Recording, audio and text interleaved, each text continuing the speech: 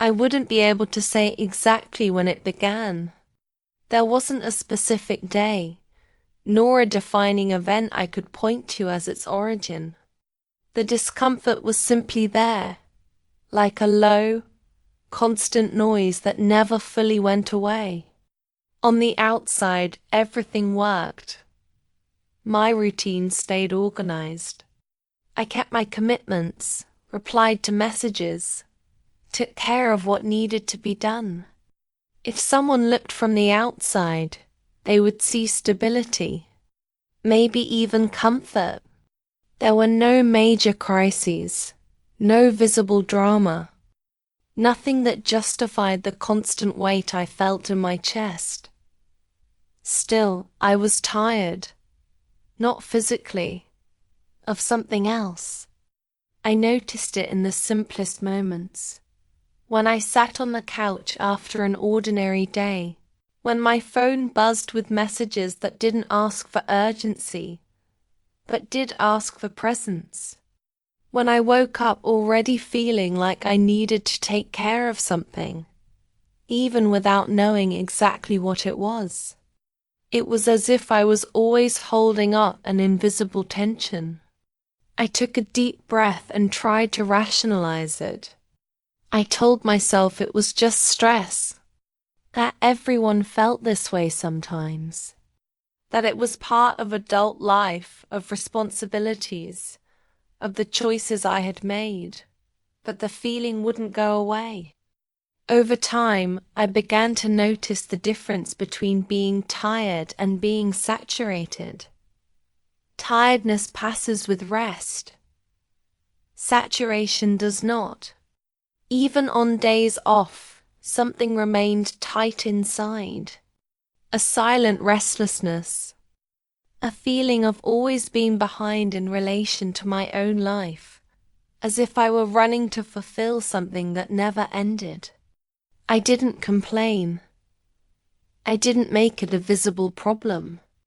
On the contrary, I kept functioning very well. And maybe that was exactly the problem. At times, when I was alone long enough, the thought would arise without asking permission. Why does everything feel so heavy if nothing is exactly wrong? I pushed the question away quickly. Thinking about it was dangerous. Thinking required stopping. Stopping required looking. And I preferred to keep going. I kept going because there were people waiting for answers. I kept going because there was always something to be done. I kept going because I didn't know exactly what I would do if I stopped. Over the years, I learned that continuing was safer than questioning. Questioning could disrupt too many things. The discomfort didn't come as clear sadness. I didn't cry easily. I didn't feel melancholic all the time. It was something denser, harder to name. Sometimes it appeared as irritation for no reason. Sometimes as a sudden desire to be silent. Sometimes as a deep weariness in the face of simple requests.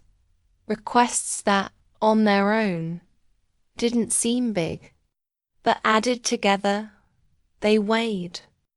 I felt it when someone said, "Can you take care of this for me?" Or, "You always understand." Or even, "I trust you." Phrases that sounded like compliments, that carried something implicit. The certainty that I would be there, available, capable, ready, and almost always I was.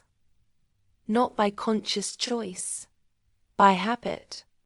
At some point, I began to notice something that deeply unsettled me. I rarely asked myself what I wanted. I asked what was best, what was most practical, what made the most sense for everyone. But I want felt like an old language, rarely used. When I tried to access it, it came wrapped in guilt. as if wanting were excess, a luxury, an inconvenience. I caught myself thinking, it's not that important. I'll deal with it later. Now is not the moment. And so, little by little, my desires were pushed into a quiet corner, not because someone told me to, but because it seemed easier, more acceptable. There was also a constant vigilance inside me. No one was actually watching me, but I watched myself all the time. An invisible ruler measured my actions before I even tried them. Is this appropriate? Will this disappoint someone? Is this too much? I trimmed words before speaking them, softened emotions before feeling them fully, adjusted behaviors before I even realized I was doing it. Everything was automatic, natural, almost invisible. It was simply who I was, or who I had learned to be. At night, when everything slowed down a little, clarity came. Lying in bed, with the house quiet, I felt my body grow tired, that my mind wouldn't shut off. Thoughts revolved around obligations, expectations, loose ends that weren't always real, but felt urgent. I mentally replayed conversations, imagined reactions, anticipated needs. It was as if I was always one step ahead, but never exactly present. And in the middle of all that, one sensation persisted, that of carrying something I couldn't name, a formless weight, without a face, without a clear origin. For a long time I ignored it. I told myself I was grateful, that I had a good life, that it didn't make sense to feel this way. I compared myself to others and concluded I had no reason to complain. That comparison worked like an internal silencer. Others endure more. Others have real problems. So I swallowed the discomfort. Once again, and again. But ignored feelings don't disappear. They accumulate. The first sign that something needed to be looked at came in the form of emotional exhaustion. Not the kind that asks for sleep, but the kind that asks for an inner pause. I realized this when I felt deeply tired of explaining, of justifying, of being understanding all the time. It wasn't anger toward people. It was fatigue with myself in that role. There were moments when I silently wished not to be so accessible, not so reliable, not so easy. And I immediately scolded myself for thinking that. That didn't fit me, or who they expected me to be. It was on an ordinary afternoon, nothing special about it, that the question finally took shape. I was sitting there, looking out the window, feeling that familiar tightness in my chest, my phone nearby, buzzing now and then. The mental list of things to take care of felt endless. And suddenly, the thought came fully formed, clear, impossible to ignore. What if this weight isn't mine?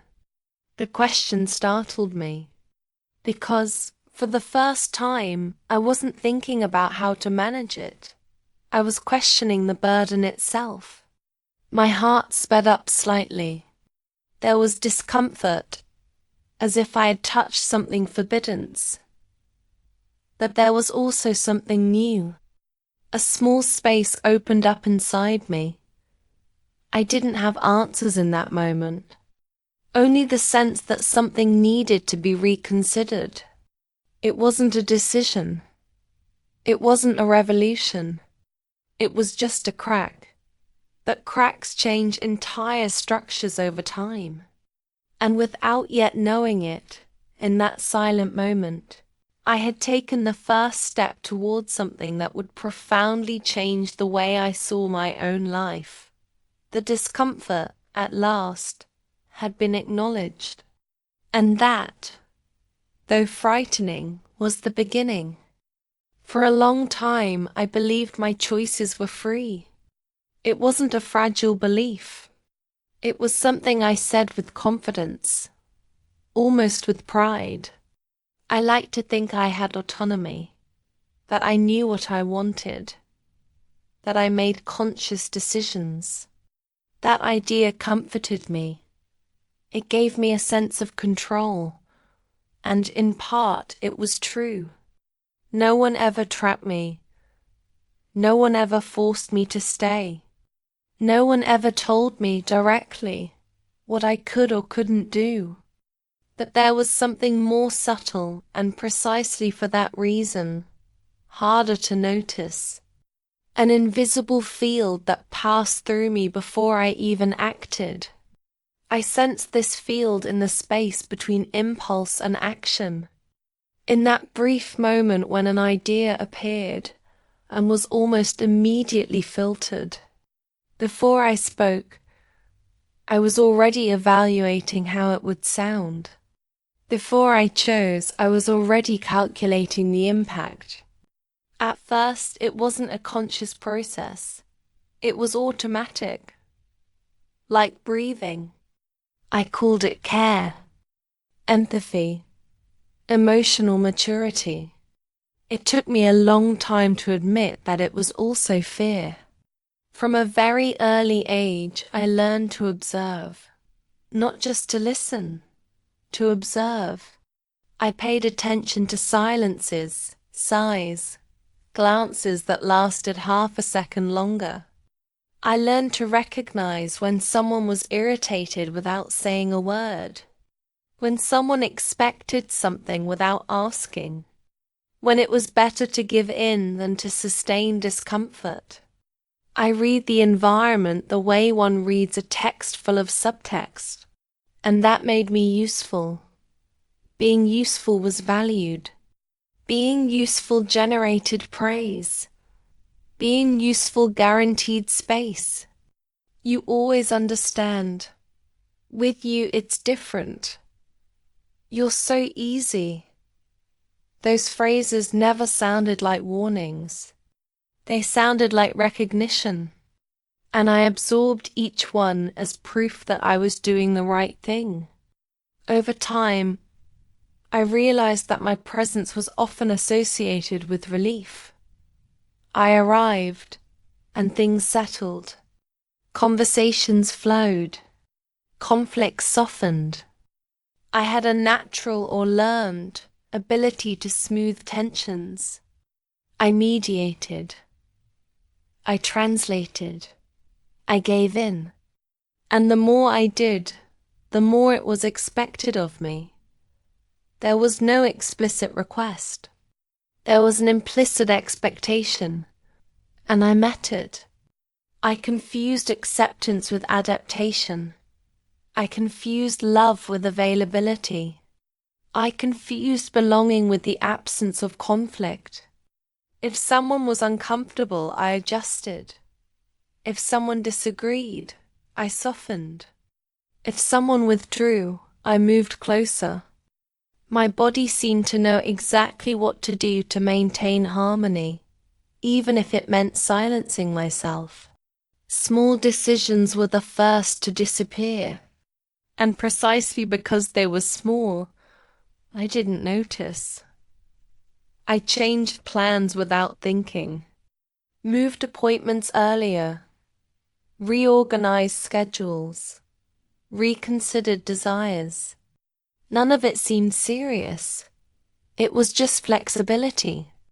But constant flexibility without limits becomes deformation. There was a time when I no longer knew whether something truly pleased me or whether I had simply learned to accept it. When someone asked, "Do you mind?" my answer almost always came automatically, "No." It's fine, even when it wasn't. I said, it's fine, with a frightening naturalness, as if it were part of my identity. And after saying it so many times, I began to believe it. The other's gaze wasn't just outside of me, it lived inside. It was a silent presence that evaluated every move. An invisible judge, but an extremely efficient one. Before I even got excited about an idea, it asked, "Does this make sense?" Before I expressed discomfort, it warned, "Will this cause conflict?" And I pulled back. As the years passed, I realized that my identity had become too fluid. I changed according to the context without noticing. Not because I was false, but because I had learned that adaptation was survival. In some environments, I was restrained. In others, expansive. With some people, I was firm. With others, extremely careful. There was no fixed me. There were versions. And they all worked. But none of them rested. I remember one specific conversation that marked this process. It wasn't dramatic. It was ordinary. A simple, everyday exchange. But while the other person was speaking, I noticed something that cut through me like a silent shock. I was already preparing my response before I even knew how I felt. I wasn't listening to understand. I was listening to adjust. My thought wasn't, "What do I think about this?" It was, "What response is most appropriate?" When I realized it, I felt physical discomfort, a slight tightness in my chest, a strangeness that was hard to explain. It was as if I had caught myself red-handed, absent from myself. What was most unsettling was realizing that no one had asked for that adaptation. The expectation didn't always come from the other. Often it was my own projection. I imagined what was expected and delivered it before anyone confirmed. That kept me safe, but it also kept me trapped. Over time, something began to empty out. Not abruptly, gradually. A subtle loss of enthusiasm. Things that once sparked interest began to feel distant. Old dreams became blurred. I kept functioning, but I didn't vibrate. Living in response. Never in initiative.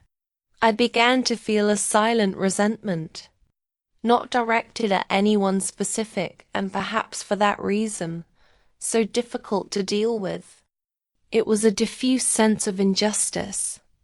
I gave a lot, listened a lot, adjusted a lot, and still, I felt that something was missing, but I didn't know how to ask differently.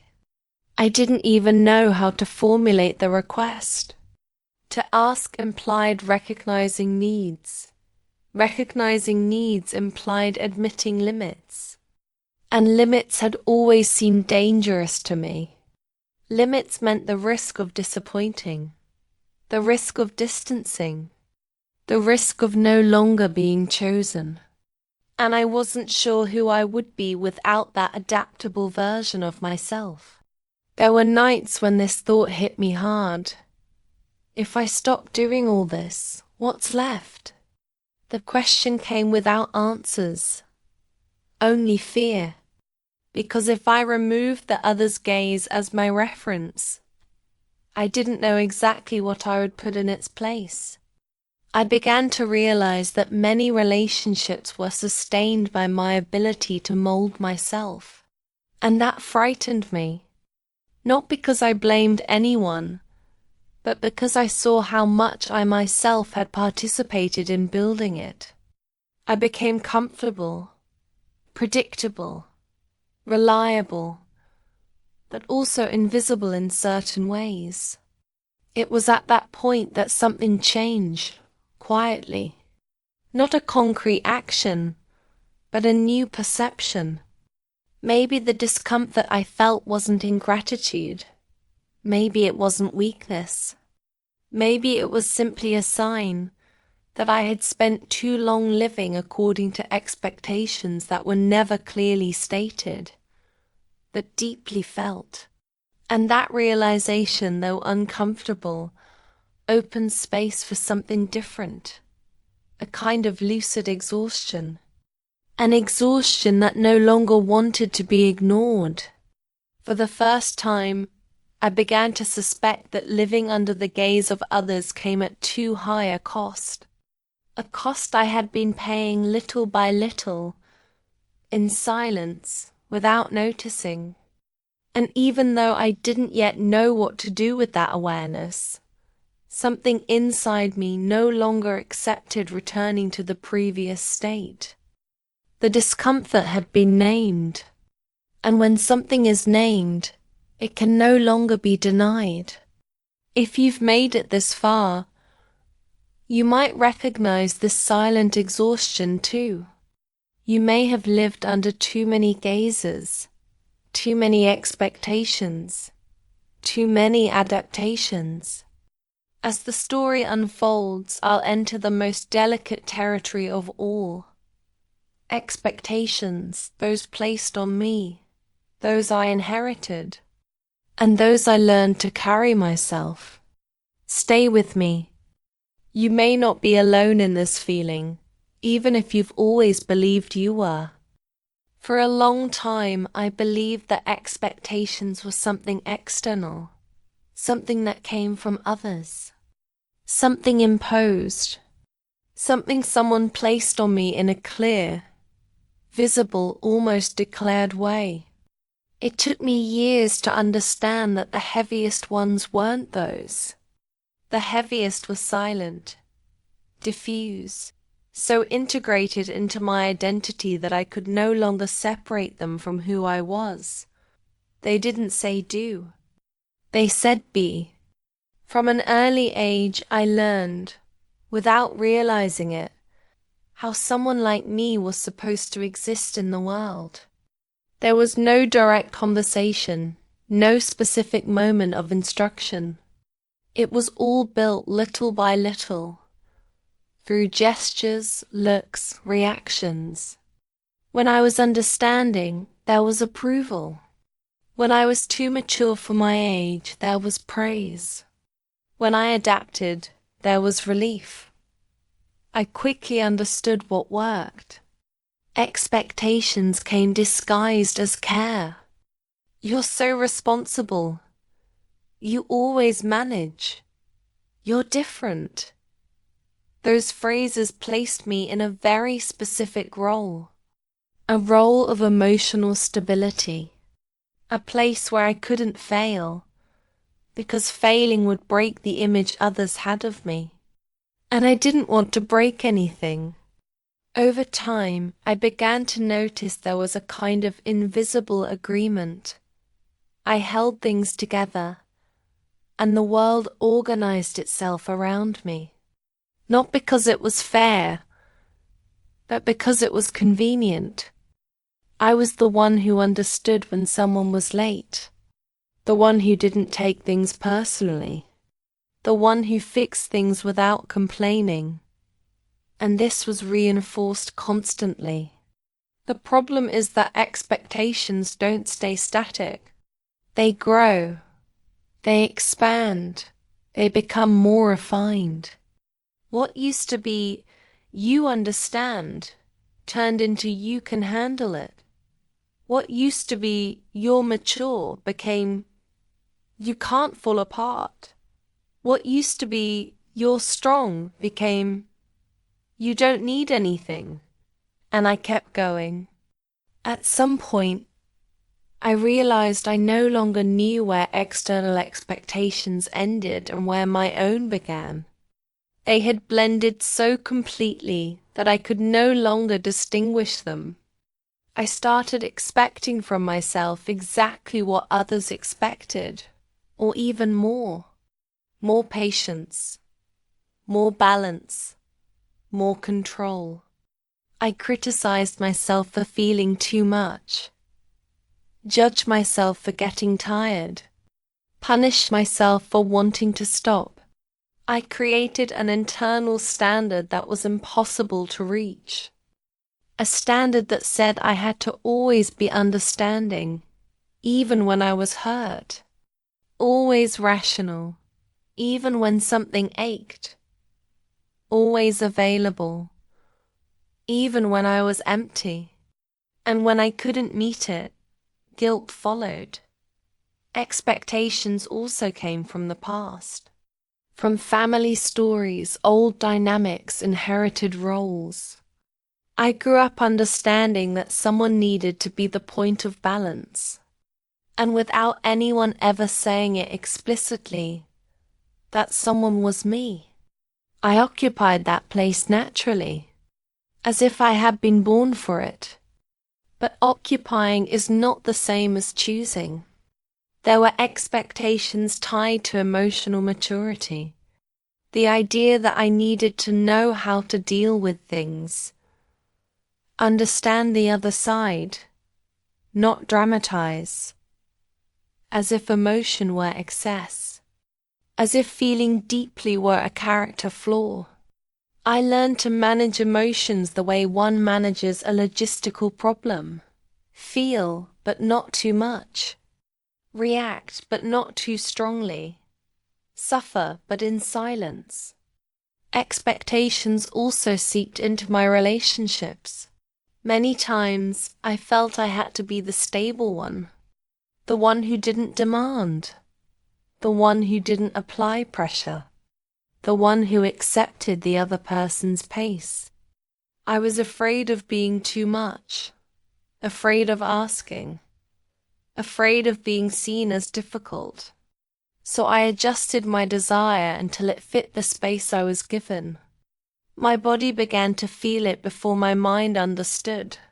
Constant tension, shallow breathing, a permanent sensation of holding something that couldn't be allowed to fall. Rest brought guilt.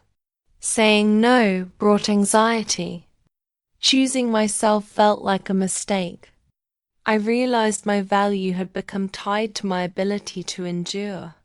The more I endured, the more valid I felt, more necessary, more accepted, but also more exhausted. The breaking point didn't come as an explosion. It came as where? An ordinary day. A simple request. Something I would have done without thinking at another time. But this time, something stopped. It wasn't anger. It was saturation. My body responded before my mind. That was when a question finally gained enough strength to no longer be ignored. What if I can't sustain all of this forever? The question wasn't dramatic. It was honest. I was tired, and pretending I wasn't no longer worked. I realized then that unquestioned expectations turn into silent prisons, and that I was living inside several of them at once. Some came from outside. Many were born within. Almost all had never been revisited.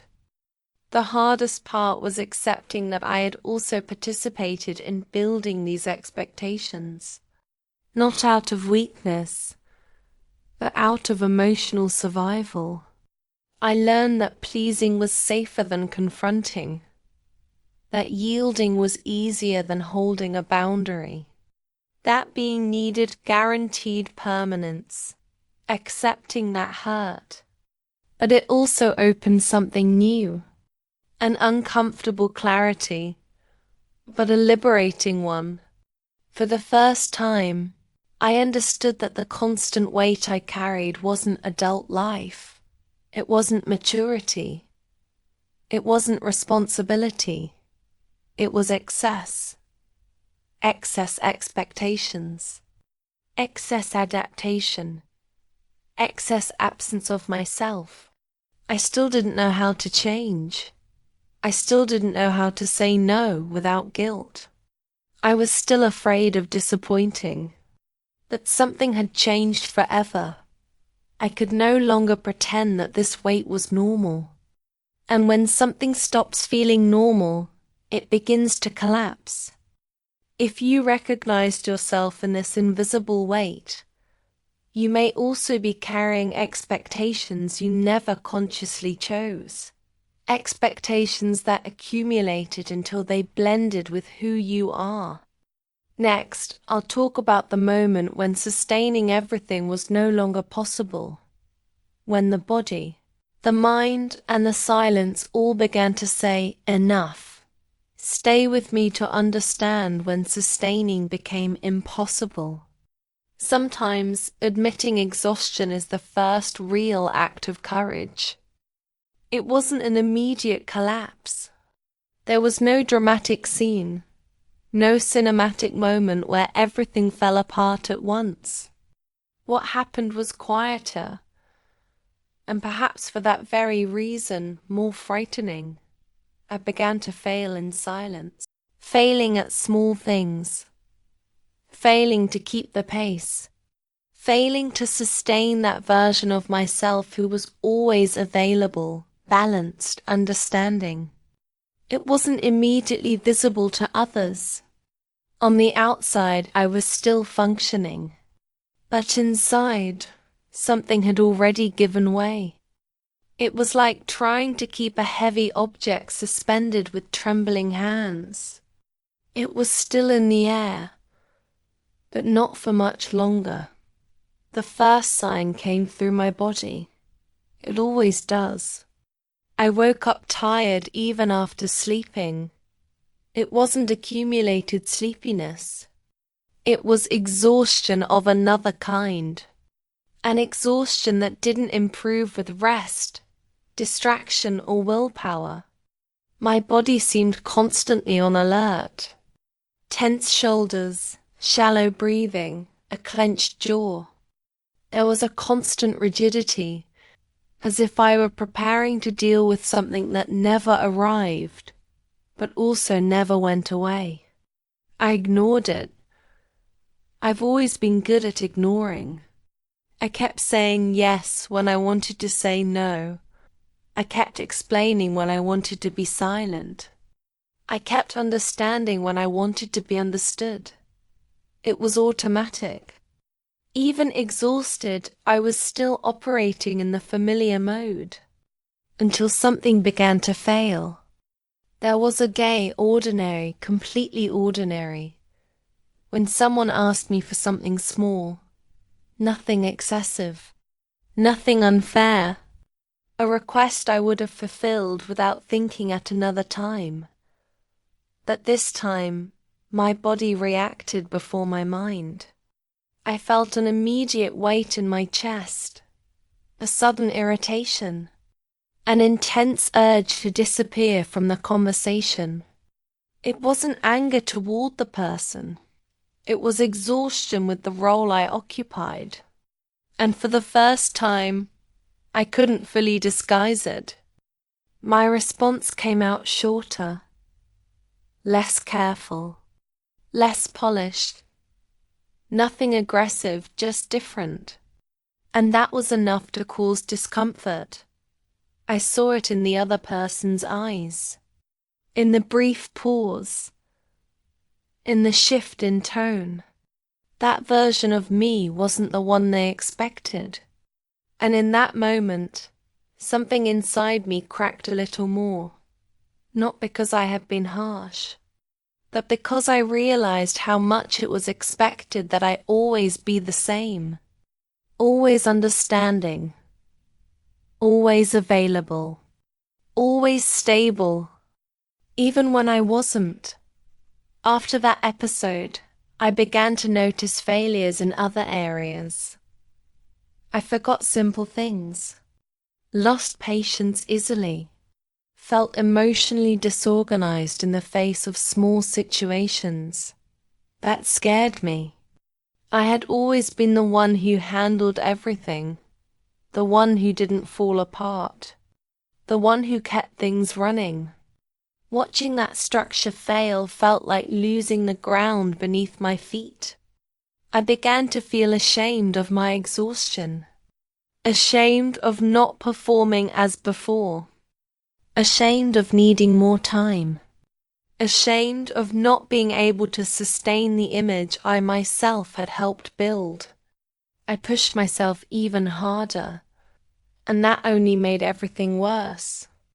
There were days when I felt like crying for no specific reason. A contained cry, stuck at the back of my throat. I didn't cry, but my body asked to.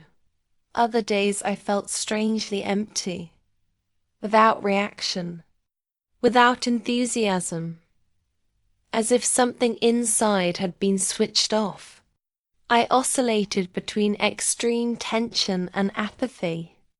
Neither state felt acceptable.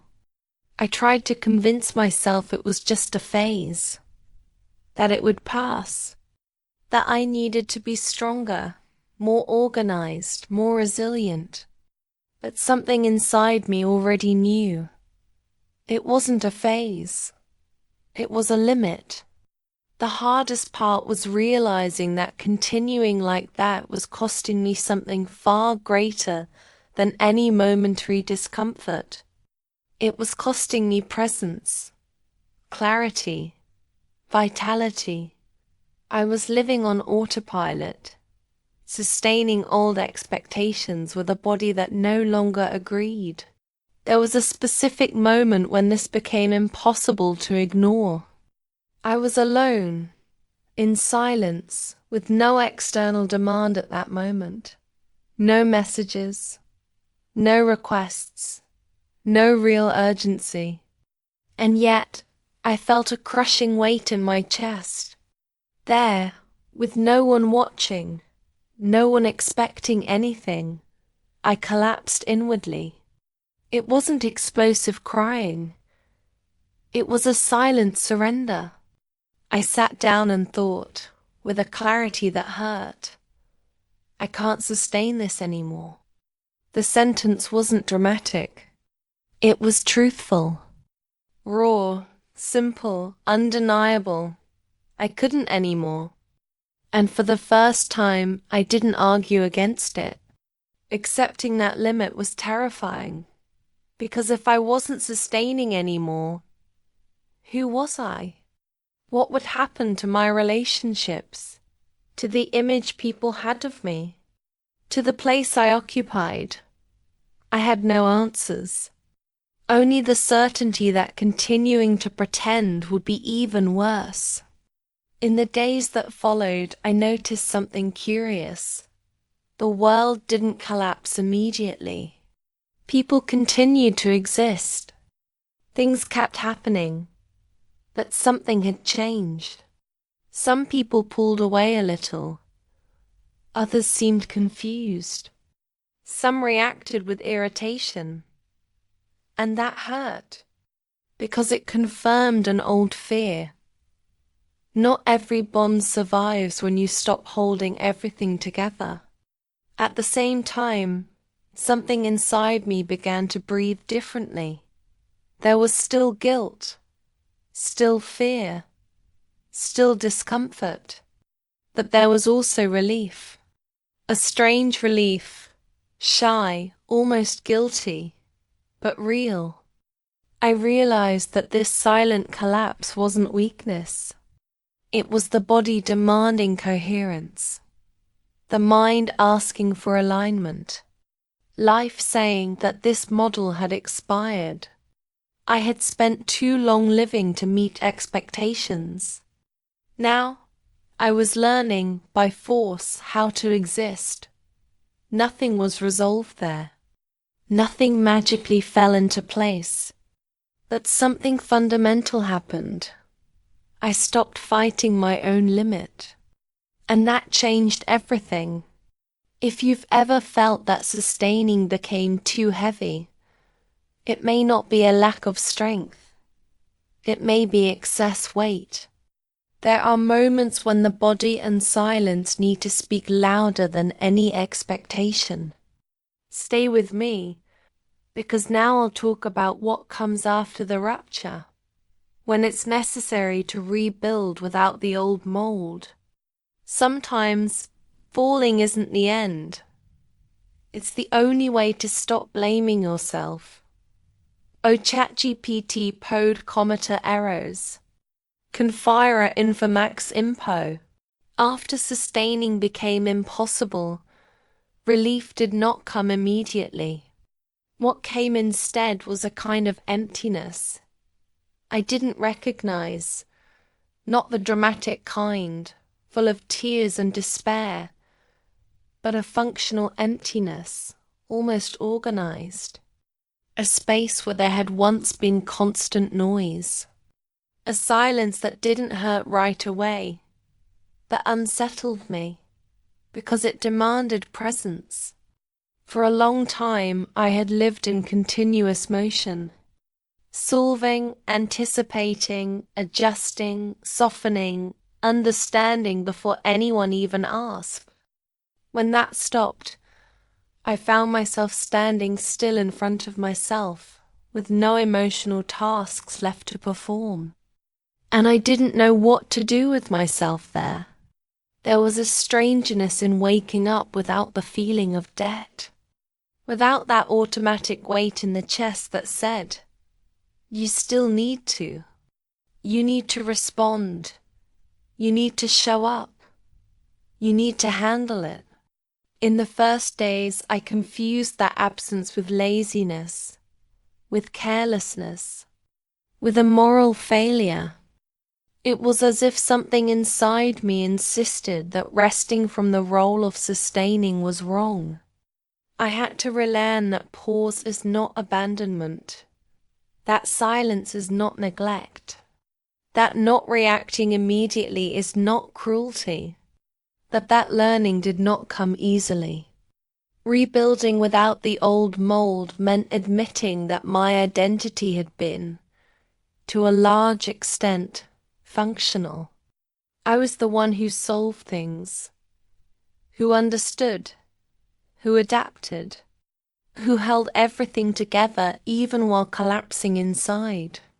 When that function fell away, I felt useless for a while.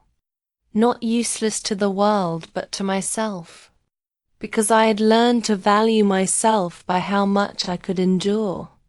There was a quiet grief in that process. A grief for who I had been, for who I thought I needed to be in order to be accepted, loved, needed. I had to recognize that version wasn't false, it was a survival strategy, and survival strategies should not be judged. They should be honored, and when they no longer serve, released. In the first moments of rebuilding, I tried to control the process. I wanted to rebuild quickly. I wanted to understand right away who I was without that mold. I wanted answers, definitions, a new comfortable label. But life did not respond at the speed I demanded. And perhaps that was one of the hardest lessons. There is no rebuilding under pressure. I began to notice how much I still policed myself internally. Even without attending to everyone, I criticized myself for not attending. Even while creating boundaries, I judged myself for creating them. It was as if the old mold was still there, watching me, waiting for me to return to the familiar place. And sometimes I almost did. There were days when I seriously considered giving up on this change, not because of lack of awareness, but because of exhaustion. Change requires energy. Holding boundaries requires firmness. And there were moments when I had neither. On those days, I missed the version of myself that solved everything on autopilot. That didn't think. That didn't feel so much. That just kept going. that something inside me had already awakened. And once something wakes up, it never sleeps the same way again. True rebuilding began when I accepted not having a plan, when I stopped demanding absolute clarity from myself, when I allowed myself to live the transition without trying to over-organize it. I understood that it wasn't about becoming someone better. It was about stopping being someone who hurt me. I began to observe my own limits with more curiosity than judgment. When I felt irritated, I asked, what was crossed here? When I felt deeply tired, I investigated. Where did this exhaustion come from? Before, I ignored the signals. Now, I listened. And listening changed everything. Rebuilding also meant reviewing my relationships with more honesty. Not aggressively, nor with resentment, but with clarity. I realized that some connections existed only because I made everything easier, because I over-explained, because I shaped myself to fit. When I stopped doing that, the bond lost strength, and that hurt. It hurt to accept that not every distancing is abandonment. It hurt to realize that some relationships cannot tolerate equality. It hurt to admit that, in some places, I was only welcome as long as I erased myself. But it hurt more to pretend that wasn't true. At the same time, something beautiful began to happen. I started to feel more whole in the few bonds that remained.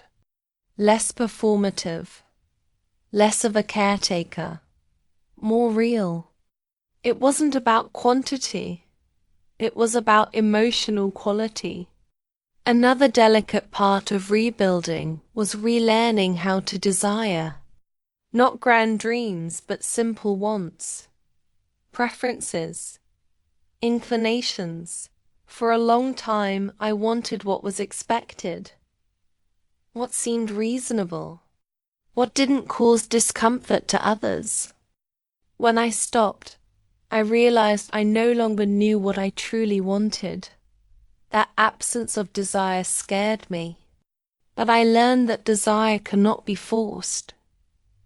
It reappears when it finds a safe space. I began to notice small things that made me feel good. A certain kind of silence, specific readings, slower rhythms, choices that required less justification. These discoveries didn't come as grand revelations. They came as whispers, and I had to learn to respect them. Rebuilding without the old mold also required tolerance for misunderstanding. Not everyone understood my change. Some interpreted it as coldness, others as selfishness, others as instability. Before, I would have tried to correct all those interpretations. Now, I let them exist. Not out of indifference, but out of boundary. Accepting being misunderstood was one of the greatest exercises in emotional maturity I've lived, because it meant choosing internal coherence over external approval. And that changes everything. There were relapses, moments when I over-explained again, justified myself, adapted without realizing it. But now I recognized those movements, and recognizing them was already progress. Over time, something began to align inside me. Not constant happiness, but a sense of truth. I might not have been comfortable all the time, but I was being honest with myself. I was no longer at war internally. Rebuilding without the old mold taught me that there is no final version of oneself. There is presence. There is listening. There is conscious choice. And that is enough. I still carry fears. I still have doubts. I still feel tempted to return to autopilot. But now I know the cost of that. And knowing changes everything. Rebuilding is not erasing the past. It is integrating without imprisoning yourself. It is honoring who you were without condemning yourself to remain there. Today, I understand that abandoning the old mold was not an act of violent rupture.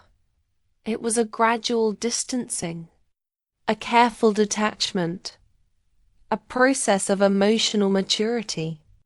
I did not become another person. I allowed myself to be who had always been there, waiting for space. If you are also in this strange place between who you were and who you don't yet know how to be, breathe. Rebuilding does not require haste. It requires honesty. Stay with me, because next I talk about what happens when this rebuilding begins to take shape, when living stops being a constant effort and becomes a place it's possible to inhabit.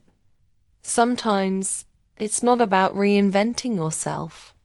It's about finally allowing yourself to exist.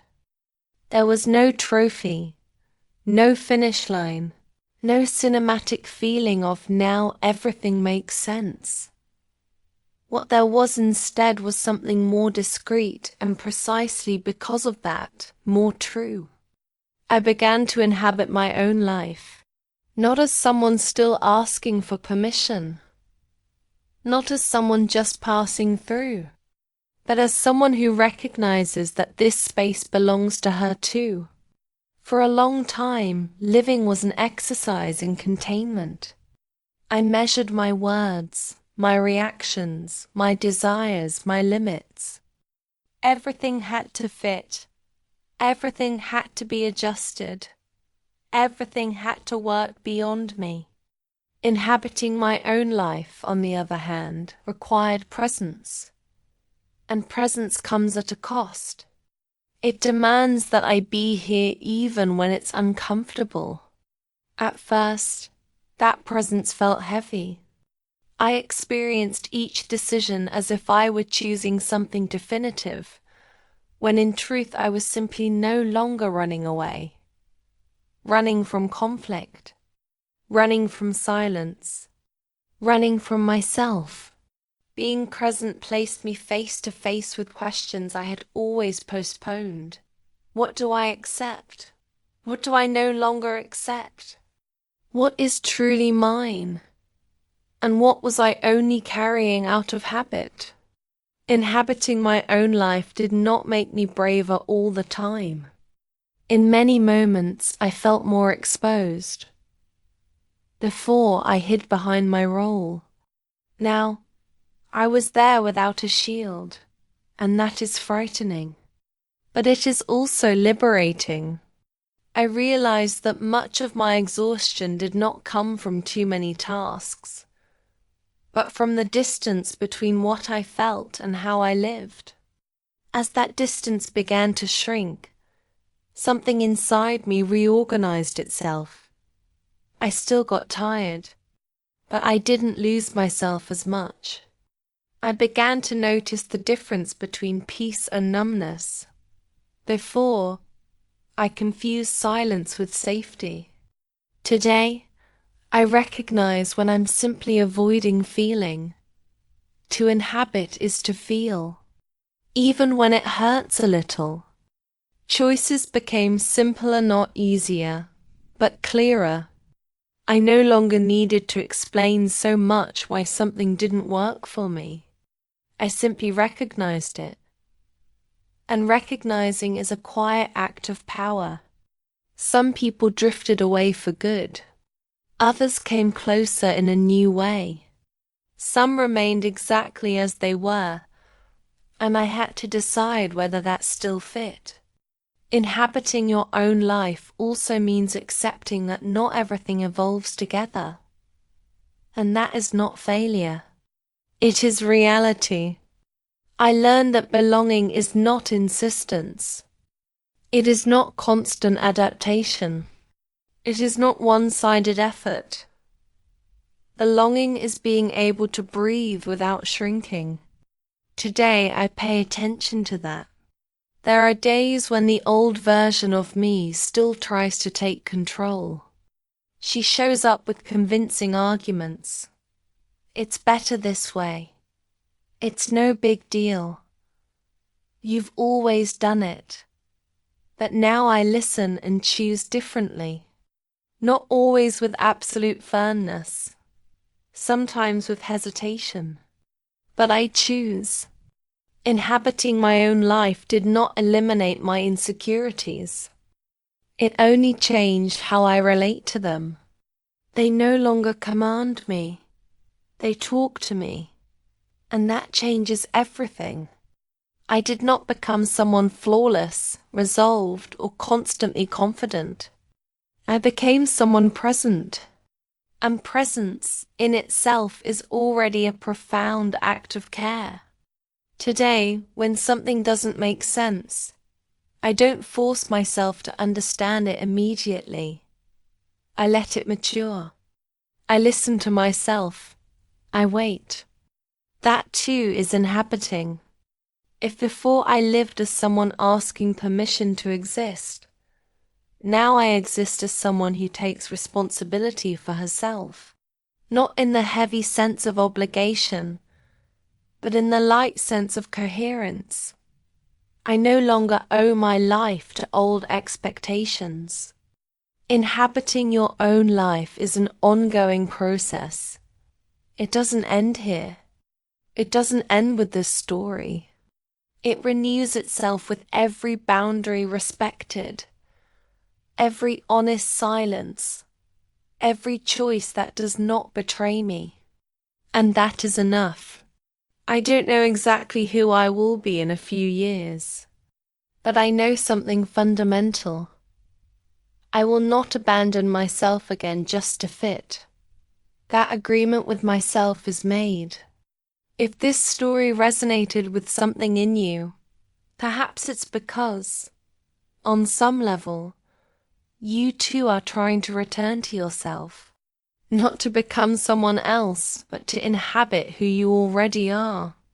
If you'd like to continue this reflection, share what resonated with you or follow the upcoming content.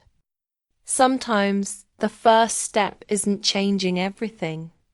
It's simply stopping putting yourself last. And take a moment to subscribe to the channel for access to more stories like this.